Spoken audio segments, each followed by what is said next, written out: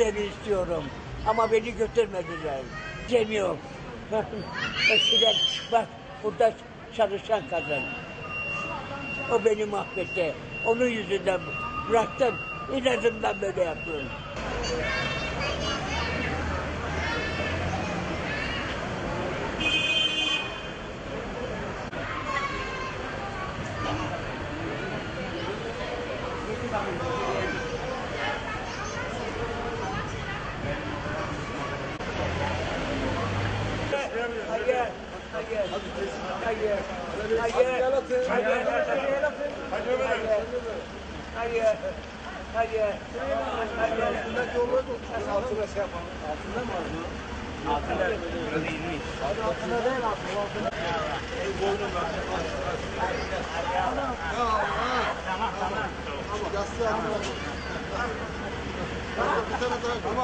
Tamam. Bunu nasıl sedeyle indiremez abi?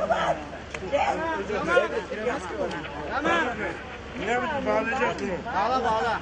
Bir şeyle bağlayacak. Dur abi. Dur sedye koyacağız. Gel beni yukarı. Ne olur yukarı gel beni. Tamam. Korkma. Hadi sen çık da. Korkma.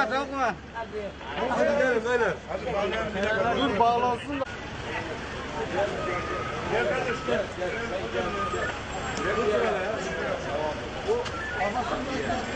Haydi.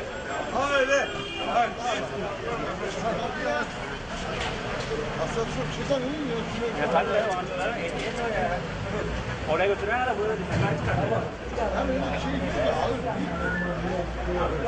10 kişiydi ama. Ondan.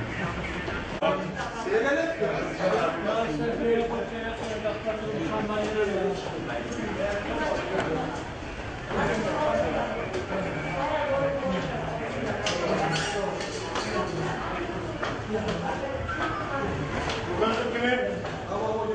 Tamam.